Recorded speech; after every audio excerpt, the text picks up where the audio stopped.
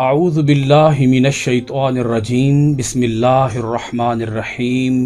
معزز خواتین و حضرات، عزیز طلبہ و طالبات، ڈیلی قرآن کلاس میں آپ سب کو خوش آمدید۔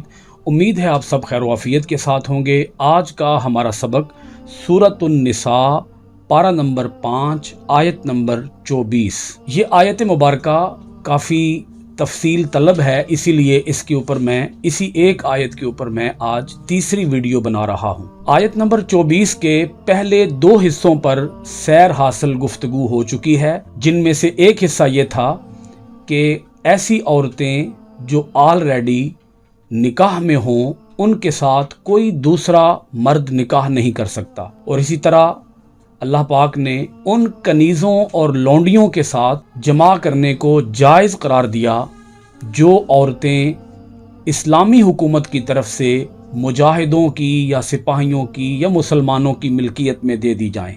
اللہ پاک نے فرمایا کتاب اللہ علیکم، فرض کیا ہے اللہ نے ان احکام کو تم پر، وَأُحِلَّ، اور حلال کر دی گئی ہیں، لکم، تمہارے لیے، ما، جو، وراء، علاوہ، ذالکم، ان کے، ان تبتغوا باموالکم، تاکہ تم طلب کرو اپنے مالوں کے ذریعے، ان کے، تبتغوا، تم طلب کرو، باموالکم، اپنے مالوں کے ذریعے، محسنین، پاک دامن بنتے ہوئے، غیر مسافحین، نہ کہ زناکار بنتے ہوئے۔ اب پہلے اتنے حصے کو ہم سمجھ لیتے ہیں کہ تمہارے لیے ان کے علاوہ تمام عورتیں حلال ہیں۔ وَأُحِلَّ لَكُم مَّا وَرَاءَ ذَلِكُم، یہ جو پیچھے 4 قسم کی عورتیں بیان ہوئیں، ان کے علاوہ جتنی بھی عورتیں ہیں وہ تمہارے لیے حلال ہیں۔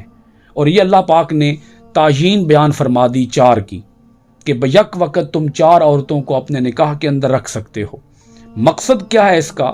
فرمایا ان تبتغوا باموالکم محسنین غیر مسافحین۔ نکاح کے حلال ہونے کی اللہ تعالی یہ حکمت بیان فرما رہا ہے تاکہ تم طلب کرو ان عورتوں کو اپنے مالوں کے ذریعے پاک دامن بنتے ہوئے۔ مقصد ہے پاک دامنی، گناہوں سے بچنا، اور مقصد ہے نیک اولاد کا حصول، اور مقصد ہے اس اولاد کی تربیت۔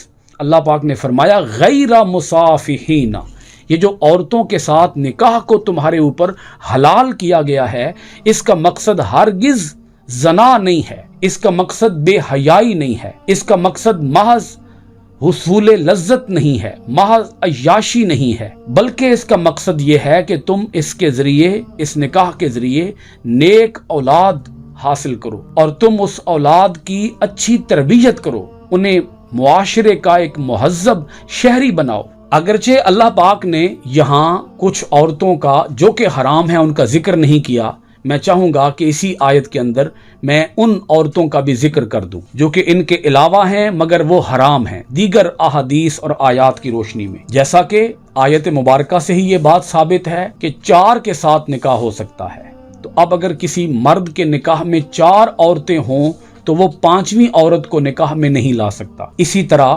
مشرکہ عورت کو نکاح میں لانا حرام ہے۔ کوئی بھی مرد اگر کسی عورت کو 3 طلاقیں دے دے تو 3 طلاقوں کے بعد وہ اس سے نکاح نہیں کر سکتا جب تک کہ جائز اور حلال طریقے سے حلالہ نہ کیا گیا ہو۔ اسی طرح اگر کوئی عورت طلاق کے بعد عدت گزار رہی ہو یا اپنے مرد کی وفات کے بعد عدت گزار رہی ہو تو اس کی عدت کے دوران اس عورت سے نکاح نہیں کیا جا سکتا۔ اب ہم آیت مبارکہ کے اگلے حصے کو بیان کرتے ہیں، جس کے اندر اللہ پاک ارشاد فرماتا ہے فَمَسْتَمْتَعْتُمْ بِهِ مِنْهُنَّ، پس جو تم نے لطف اٹھایا ہے ان سے، فَآتُوهُنَّ أُجُورَهُنَّ فَرِيضَةً، تو دو ان کو ان کے مہر جو مقرر ہیں، فَآتُوهُنَّ، تو انہیں دو، أُجُورَهُنَّ، ان کے مہر، فَرِيضَةً، جو کہ مقرر ہیں۔ اس جملے سے بہت سے لوگوں نے یہ مسئلہ اخذ کیا کہ اسلام کے اندر متع بھی جائز ہے۔ متع کا معنی ہے لطف اندوز ہونا، چونکہ یہاں فَمَسْتَمْتَعْتُمْ کہا گیا تو اس لفظ سے وہ متع کے جواز کو آج بھی ثابت کرتے ہیں۔ اس بارے میں سب سے پہلی گزارش یہ ہے کہ اسلام کے اندر متع جائز رہا، مگر آج کے اس دور میں متع بھی ناجائز ہے، متع بھی حرام ہے۔ مثلا کنیزوں کے ساتھ یا لونڈیوں کے ساتھ اگر کوئی ازدواجی تعلقات کو نکاح کے بغیر جائز قرار دیتا ہے تو وہ بھی گمراہی پر ہے، اور اگر کوئی متع کو حلال قرار دیتا ہے تو وہ بھی گمراہی پر ہے۔ میں نے عرض کر دیا آج کے اس دور میں ماں سوائے نکاح کے دوسرا کوئی آپشن جائز نہیں ہے۔ اب میں متع کے حرام ہونے کے دلائل دینے سے پہلے آپ کے سامنے یہ بیان کرنا چاہوں گا کہ نکاح ہے کیا۔ اگر آپ نکاح کو سمجھ لیں گے تو پھر نکاح اور متع کے اندر جو فرق ہے وہ آپ پر واضح ہو جائے گا، اور آپ کا ضمیر خود بخود پکارے گا کہ نکاح حلال ہے اور متع حرام ہے۔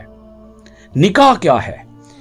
اسلام نے نکاح کو حلال قرار دیا۔ نکاح کا مطلب ہے زندگی بھر کا نباہ، مرتے دم تک کا نباہ، یعنی جس مرد کا جس عورت کے ساتھ نکاح کر دیا گیا، جس عورت کا جس مرد کے ساتھ نکاح کر دیا گیا، اب یہ مرتے دم تک اس معاہدے پر کاربند ہیں کہ ہم ایک دوسرے کے ساتھ وفا کریں گے، ہم ایک دوسرے کے دکھ درد کا شریک ہوں گے، ہم ایک دوسرے کے لیے لباس ہوں گے، ہم ایک دوسرے کے لیے عزت اور وقار کا باعث ہوں گے، ہم اپنی زندگی با حیا انداز میں بسر کریں گے۔ اور نکاح کے ذریعے مرد پابند ہوگا کہ وہ اپنی بیوی کو حق مہر ادا کرے، اور مرد اس نکاح کے ذریعے اس بات کا زندگی بھر کے لیے پابند رہے گا کہ وہ اپنی عورت کی عفت اور عصمت کی حفاظت کرے گا، اس کی عزت کا رکھوالا بنے گا، اس کی پاک دامنی کا محافظ بنے گا، اس عورت کی پاک دامنی پر کوئی حرف نہیں آنے دے گا، اور وہ اس نکاح کو نیک اولاد کے حصول کا ذریعہ بنائے گا۔ یہ ہے نکاح۔ اب اس کے اندر آپ تین باتیں مین سمجھ لیں۔ پہلی بات حق مہر کی ادائیگی، دوسری بات عفت اور عصمت کی حفاظت، اور تیسری بات اولاد کا حصول اور اس کے بعد اولاد کی تربیت۔ یہ تو ہے نکاح۔ اب متع کیا ہے؟ آپ متع کو سمجھیے گا۔ متع کا مطلب ہے عارضی طور پر مرد اور عورت کا تعلقات قائم کرنا، ازدواجی تعلقات قائم کرنا، اور وہ مخصوص ٹائم کے لیے ہے، وہ مخصوص وقت کے لیے ہے۔ وہ وقت 1 گھنٹے کا بھی ہو سکتا ہے، وہ 2 دن کا بھی ہو سکتا ہے، وہ 1 ہفتے کا بھی ہو سکتا ہے، لیکن وہ ایک مخصوص ٹائم ہے، اور اس مخصوص ٹائم کے بدلے میں عورت مرد سے جتنی قیمت طے کرتی ہے، مرد وہ قیمت دینے کے لیے رضامند ہو جاتا ہے۔ بعض لوگ اس کو بھی نکاح کی مثل قرار دیتے ہیں اور اس متع کو حلال قرار دیتے ہیں۔ اب اگر کسی کے اندر صرف ضمیر ہی زندہ ہو، صرف ضمیر ہی، ایمان کی میں بات نہیں کر رہا، صرف ضمیر ہی زندہ ہو، تو ضمیر خود بخود بولے گا کہ یہ طریقہ سراسر فطرت کے خلاف ہے، کیونکہ اس کے اندر اگر وہ جو پیسے دیے جا رہے ہیں ان پیسوں کو وہ حق مہر تصور کر رہا ہے، تو کیا اس عورت کی عفت اور عصمت اور اس کی عزت کا وہ مرد رکھوالا بنے گا؟ وہ مرد کیا اس عورت کی عزت کا محافظ بنے گا؟ وہ تو ایک مخصوص ٹائم کے لیے اس کے ساتھ ہے، اور وہ اپنا ٹائم جو ہی پورا کر لے گا وہ الگ، دونوں کی راستے الگ، دونوں کی راہیں جدا، مرد کی اپنی زندگی، اس عورت کی اپنی زندگی۔ نہ تو اس کا مقصد حصول اولاد ہے، نہ اس کا مقصد اس عورت کے نان و نفقہ کی ذمہ داری ہے، نہ اس عورت کے مستقبل کی ذمہ داری ہے، کسی بات کی ذمہ داری نہیں ہے، نہ وہ اس عورت کو اپنی وراثت کے اندر حصہ دار قرار دے گا۔ تو اسلام کے اندر کس طریقے سے اس متع کو حلال قرار دیا جا سکتا ہے؟ آپ اگر صرف آیت کے اندر ہی غور فرمائیں تو اس سوال کا جواب موجود ہے کہ فَمَسْتَمْتَعْتُمْ بِهِ مِنْهُنَّ فَآتُوهُنَّ أُجُورَهُنَّ فریدہ کے اندر اللہ پاک نے بات نکاح کی ہے اور بات حق مہر کی ادائیگی کی ہے۔ متع کے حلال ہونے کی اللہ پاک نے بات ہی نہیں کی، کیونکہ جو اس جملے سے پچھلا جملہ ہے اگر آپ اس پر غور کریں، محسنین غیر مسافحین، اللہ پاک فرماتا ہے کہ عورت مرد کے ساتھ، مرد عورت کے ساتھ نکاح کرے، یہ نکاح حلال کر دیا گیا، اور اس نکاح کا مقصد پاک دامنی ہے، اس نکاح کا مقصد زنا کاری نہیں ہے، یہ جملہ از خود بول رہا ہے، یہ جملہ اعلان کر رہا ہے کہ اللہ پاک نے ذکر نکاح کا کیا ہے، ذکر متع کا نہیں کیا۔ کہاں سے اس آیت سے متع کا جواز نکال لیا گیا؟ عقل بھی اس کے خلاف جاتی ہے، فطرت بھی اس کے خلاف جاتی ہے، اور دین بھی اس کے خلاف جاتا ہے۔ اب ہم اس بات کا دوسرا پہلو آپ کے سامنے رکھتے ہیں۔ اسلام کے اندر متع حلال تھا۔ فتح مکہ کے موقع پر حضور نبی اکرم صلی اللہ علیہ وآلہ وسلم نے متع کے حرام ہونے کا اعلان فرما دیا، اور خطبہ حجۃ الوداع کے موقع پر حضور نبی اکرم صلی اللہ علیہ وآلہ وسلم نے اس کے حرام ہونے کو تاکیداً دہرا دیا۔ اب سوال یہ ہے کہ اسلام کے اندر متع کو حلال قرار کیوں دیا گیا؟ اوائل اسلام میں، ابتدائے اسلام میں یہ حلال تھا۔ کیوں حلال تھا؟ اس کی وجہ یہ ہے کہ انتہائی غربت کا، قسم پرسی کا، فاقہ کشی کا زمانہ تھا۔ مردوں کے پاس اتنی استطاعت نہیں تھی کہ وہ عورتوں کا حق مہر ادا کر سکیں، وہ عورتوں کے نان و نفقہ کو ادا کر سکیں۔ سو اس بات کو ابتدائے اسلام کے اندر منع نہ کیا گیا۔ جیسا کہ اسلام کے جتنے بھی احکام ہیں وہ گریجولی آئے، بالتدریج آئے۔ جیسا کہ شراب کے بارے میں آپ لوگ جانتے ہیں کہ اللہ پاک نے شراب کی حرمت کو، شراب کے حرام ہونے کو ڈائریکٹ بیان نہیں کیا، بلکہ اللہ پاک نے اس کے لیے سٹیپ بائی سٹیپ اس کے حرام ہونے کا حکم نازل فرمایا۔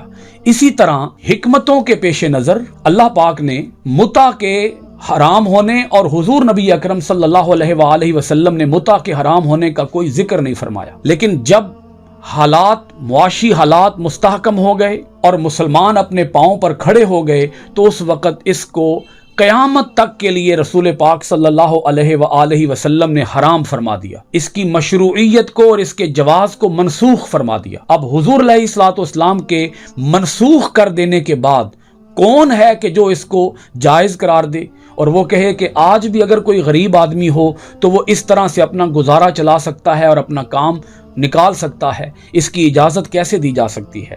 بعض لوگوں کا خیال یہ ہے کہ اس کے حرام ہونے کو حضرت فاروق اعظم رضی اللہ تعالی عنہ نے بیان فرمایا۔ تو گزارش یہ ہے کہ حضرت فاروق اعظم رضی اللہ تعالی عنہ کے پاس یہ اتھارٹی ہی نہیں کہ وہ کسی کام کو حلال یا حرام قرار دے دیں محض اپنی مرضی سے۔ انہوں نے اس کی حرمت کو لوگوں تک پہنچایا، یعنی جن لوگوں کو اس متع کے حرام ہونے کا علم نہیں تھا ان لوگوں کو تبلیغ کی اور انہیں بتایا کہ رسول پاک صلی اللہ علیہ وآلہ وسلم اس متع کو حرام قرار دے چکے ہیں، لہٰذا انہیں متع سے روکا اور وہ لوگ رک گئے، باز آ گئے۔ تو یہ کہنا کہ یہ حضرت عمر نے اس کو حرام کیا، یہ بات سراسر بے بنیاد اور غلط ہے اور جہالت پر مبنی ہے۔ اب ایک انتہائی اہم جملہ جو حضرت علی المرتضی رضی اللہ تعالی عنہ کے بارے میں کہا جاتا ہے کہ حضرت علی رضی اللہ تعالی عنہ نے جو یہ فرمایا، اگر حضرت عمر رضی اللہ تعالی عنہ متع سے منع نہ کرتے تو کوئی بدبخت ہی زنا کرتا۔ لوگ اس جملے سے بھی متع کے جواز کو دلیل بناتے ہیں، لیکن لوگوں نے اس کا صحیح مطلب نہیں سمجھا۔ اس کا صحیح مطلب یہ ہے کہ اگر حضرت عمر متع کی حرمت کو قرآن و حدیث سے واضح نہ کرتے اور متع کی ممانعت پر سختی سے عمل نہ کراتے تو زنا بالکل ختم ہو جاتا۔ اب اس کا مطلب یہ ہے، میں تھوڑا مزید اس کو واضح کرنا چاہوں گا کہ حضرت فاروق اعظم رضی اللہ تعالی عنہ اگر متع کے حرام ہونے کو واضح نہ کرتے تو لوگ متع کرتے رہتے، اور جب متع جائز ہوتا تو پھر زنا کون کرتا؟ یعنی لوگ زنا کرتے اور زنا کر کے اسے نام متع کا دے دیتے، تو پھر متع ہوتا، زنا نہ ہوتا۔ یعنی کہ لوگ زنا کا نام ہی متع رکھ لیتے اور وہ زنا کرتے رہتے، اور یوں وہ زنا کو حلال سمجھ کر اور جائز سمجھ کر کرتے رہتے اور اس کا نام متع رکھ دیتے۔ اور یہاں یہ بات بھی انتہائی توجہ کے لائق ہے، اگر اس آیت کے اس جملے سے فَمَسْتَعْتُمْ بِهِ مِنْهُنَّ اس جملے سے اگر متع کے حلال ہونے کو دلیل بنایا جائے اور اس آیت کا معنی یہ نکال لیا جائے کہ جن عورتوں سے تم نے مہر کے عوض لذت حاصل کی یعنی ان سے جمع کیا تو ان کا مہر ادا کر دو، تو اس سے تو یہ بات لازم آئے گی کہ بغیر جمع کے مہر واجب ہی نہیں ہے، یعنی جمع ہو تو حق مہر ادا کیا جائے، اور جمع نہ ہو سکے اور اس سے پہلے طلاق ہو جائے یا اس سے پہلے علیحدگی ہو جائے تو حق مہر ادا ہی نہ کیا جائے اور حق مہر کی ادائیگی واجب ہی نہ ہو، حالانکہ یہ بات قرآن مجید کے ہی خلاف ہے۔ اب اس کے اوپر میں آپ کو دلیل دوں گا۔ آپ دیکھیں، میں قرآن مجید کی سورۃ البقرہ کی آیت نمبر 237 سے آپ کے سامنے ثبوت پیش کرنے لگا ہوں کہ اگر کسی مرد نے عورت کو طلاق دے دی اور وہ عورت غیر مدخولہ ہو، اس عورت سے جمع نہ کیا گیا ہو، اس عورت کو چھوا تک نہ گیا ہو، اور اگر کوئی مرد طلاق دے دے تو اس صورت میں اس کے اوپر نصف حق مہر ادا کرنا لازم ہوگا، اور اگر حق مہر طے ہی نہ کیا گیا ہو تو مہر مثل دینا پڑے گا۔ اس کا بیان سورۃ البقرہ کی آیت نمبر 237 کے اندر موجود ہے۔ آیت دیکھیے گا، وَإِن طَلَّقْتُمُوهُنَّ مِن قَبْلِ أَن تَمَسُّوهُنَّ وَقَدْ فَرَضْتُمْ لَهُنَّ فَرِيضَةً فَنِصْفُ مَا فَرَضْتُمْ إِلَّا أَن يَعْفُونَ۔ اللہ پاک ارشاد فرماتا ہے، اور اگر تم طلاق دو انہیں اس سے پہلے کہ تم انہیں ہاتھ لگاؤ، یعنی چھونے سے پہلے انہیں طلاق دے دو، اور مقرر کر چکے تھے ان کے لیے مہر، تو نصف مہر ادا کرو جو تم نے مقرر کیا، سوائے یہ کہ وہ عورتیں خود اپنا حق معاف کر دیں۔ اب آپ کو یہ بات سمجھ آ چکی ہوگی کہ اس آیت کے اندر اللہ پاک نے فَمَسْتَمْتَعْتُمْ بِهِ مِنْهُنَّ، آیت کے اندر اللہ پاک نے یہ قید نہیں لگائی، یہ پابندی بیان نہیں فرمائی کہ اگر ان عورتوں سے جن سے تم نے جمع کیا ہو صرف انہی کا حق مہر دینا پڑے گا۔ یہاں بات یہ نہیں ہو رہی، کیونکہ یہاں حرف حصر نہیں آیا۔ حرف حصر جس کا معنی ہوتا ہے صرف، اللہ پاک نے یہاں کوئی پابندی بیان نہیں کی، بلکہ فرمایا کہ ان کے مہر جو مقرر ہے وہ انہیں ادا کر دو۔ اور آیت نمبر 237 کے اندر یہ بات بیان فرما دی کہ اگر جمع سے قبل بھی تم طلاق دینا چاہو تو اس صورت میں تمہیں نصف حق مہر ادا کرنا ہوگا، یعنی حق مہر کی جو ادائیگی ہے وہ نکاح کے ساتھ خاص ہے۔ حق مہر کی ادائیگی لذت کے ساتھ خاص نہیں ہے، جمع کے ساتھ خاص نہیں ہے۔ جمع نہ بھی ہوا ہو، خلوت صحیحہ میسر نہ بھی آئی ہو، شب باشی نہ بھی کی ہو، تب بھی حق مہر دینا پڑے گا۔ اس کا مطلب یہ ہے کہ حق مہر کی ادائیگی کا تعلق نکاح کے ساتھ ہے۔ نکاح جو کہ یہ عہد ہے، یہ ایگریمنٹ ہے کہ ہم زندگی بھر اکٹھے رہیں گے، اکٹھے جئیں گے، زندگی بھر ایک دوسرے کے ساتھ وفا کریں گے۔ یہ جو اس نے وفا کا وعدہ کیا ہے، اس وعدے کو پورا کرنے کے لیے وہ حق مہر ادا کرے گا۔ اس معاہدے کی بنیاد پر اس کے اوپر حق مہر کی ادائیگی واجب ہے، کیونکہ اس نے ایک معاہدہ کیا ہے۔ اس معاہدے کی بنیاد پر حق مہر کی ادائیگی واجب ہے، نہ کہ تمتع کے طور پر اور حصول لذت کے طور پر حق مہر کو واجب کیا گیا ہے۔ صاف پتہ چل رہا ہے کہ اس آیت کے اندر اللہ پاک نے جو لطف کی بات کی ہے اس سے مراد متع نہیں ہے، بلکہ اس سے مراد نکاح ہے۔ قرآن مجید کی ہی یہ آیت مبارکہ ہے جس کے اندر اللہ رب العالمین نے خود دو صورتوں کو جائز قرار دیا۔ فرمایا، یہ سورۃ النساء کی آیت نمبر 3 ہے جو ہم پچھلی کلاس کے اندر پڑھ آئے۔ فرمایا فَانكِحُوا مَا طَابَ لَكُم مِّنَ النِّسَاءِ مَثْنَىٰ وَثُلَاثَ وَرُبَاعَ فَإِنْ خِفْتُمْ أَلَّا تَعْدِلُوا فَوَاحِدَةً أَوْ مَا مَلَكَتْ أَيْمَانُكُمْ، جو عورتیں تم کو پسند ہیں ان سے نکاح کرو، 2 سے، 3 سے، 4 سے، اور اگر تمہیں یہ خدشہ ہو کہ ان کے درمیان انصاف نہیں کر سکو گے تو صرف ایک نکاح کرو یا کنیزوں پر اکتفا کرو۔ 2 صورتوں کو اللہ پاک نے اس آیت کے اندر جائز قرار دیا، ایک نکاح اور ایک کنیزیں۔ اگر متع بھی شہوت کی جائز شکل ہوتا تو اللہ تعالیٰ اس کا بھی ان 2 صورتوں کے ساتھ ذکر فرما دیتا، اور اس جگہ متع کا بیان نہ کرنا ہی اس بات کا بیان ہے کہ وہ جائز نہیں ہے۔ آپ دیکھیں، میں آپ کے سامنے بالکل ایسے دودھ اور پانی کی طرح یہ بات بیان کر دیتا ہوں کہ نکاح اور متع میں کیسے فرق ہے۔ نکاح میں عقد دائمی ہوتا ہے اور متع میں عقد عارضی ہوتا ہے۔ نکاح میں منکوحات کی تعداد محدود ہے، 4 ہے، اور متع میں ممتوعات کی کوئی حد نہیں ہے۔ نکاح میں نفقہ، سکنا، نسب اور میراث لازم ہوتے ہیں، جبکہ متع کے اندر نفقہ، سکنا، نسب اور میراث لازم ہی نہیں آتے۔ اس سے صاف پتہ چلتا ہے کہ نکاح حلال ہے اور متع حرام ہے۔ اب ہم آیت مبارکہ کے اس حصے پر گفتگو کریں گے کہ اللہ رب العالمین نے یہاں حق مہر کی ادائیگی پر زور دیا ہے، اور اسی آیت سے یہ بات ثابت ہوتی ہے کہ اگر کوئی مرد نکاح کے موقع پر حق مہر کا ذکر نہ کرے اور وہ حق مہر ادا نہ کرے، چونکہ اس نے ذکر ہی نہیں کیا تو ادا کہاں کرے گا، یا اگر کوئی نکاح کے موقع پر حق مہر کا ذکر تو کر دے مگر اس کے اندر، دل کے اندر ارادہ یہ ہو کہ میں اس کو ادا ہی نہیں کروں گا، تو اس صورت میں وہ نکاح باطل ہوگا، وہ نکاح نہیں ہوگا بلکہ وہ زنا ہوگا۔ اللہ پاک نے ارشاد فرمایا فلا جناح علیکم فیما تراضیتم بہ من بعد الفریضہ، اور کوئی گناہ نہیں تم پر، ولا جناح علیکم، اور کوئی گناہ نہیں تم پر، فیما جس چیز میں، تراضیتم بہ جس میں تم آپس میں راضی ہو جاؤ، من بعد الفریضہ مقرر کیے ہوئے مہر کے بعد۔ یعنی اللہ پاک یہ بتا رہا ہے کہ اگر حق مہر مقرر کیا گیا اور خامد کا حق مہر کی ادائیگی کا پورا ارادہ ہو اور وہ ادا کر دے، اور ادا کرنے کے بعد اگر وہ بیوی اپنی خوشی کے ساتھ وہ حق مہر واپس کرنا چاہے تو وہ واپس بھی کر سکتی ہے، معاف کرنے کا اختیار اس کے پاس موجود ہے۔ ان اللہ کان علیما حکیما، بے شک اللہ تعالی علیم ہے اور حکیم ہے۔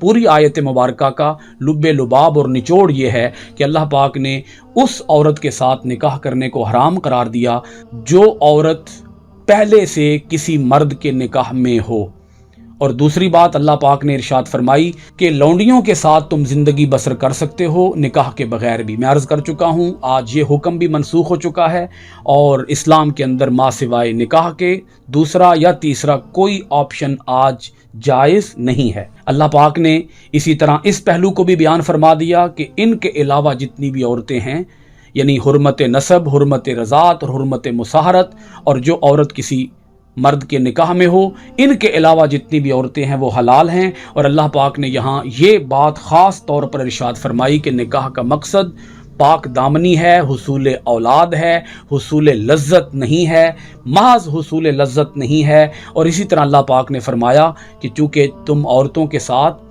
ان کی عفت، ان کی عصمت اور ان کی پاک دامنی کے محافظ ہوتے ہو، لہذا اس معاہدے کو پورا کرنے کا یقین دلانے کے لیے تم انہیں ان کے حق مہر ادا کرو، اور پھر اگر وہ تمہیں اپنی خوشی سے معاف کر دیں تو وہ معاف کر سکتی ہیں۔ اللہ رب العالمین ہم سب کو اپنی آیتوں پر غور و خوض کرنے، اپنی آیتوں پر عمل کرنے اور اپنی آیتوں کو معنی، ترجمہ، تفسیر و تشریح کے ساتھ پڑھنے اور قرآن کے آفاقی پیغام کو دنیا بھر کے اندر عام کرنے کی توفیقات خیر عطا فرمائے۔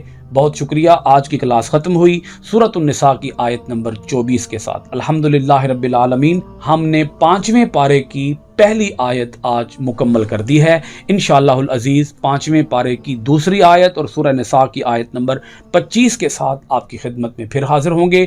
السلام علیکم ورحمۃ اللہ وبرکاتہ۔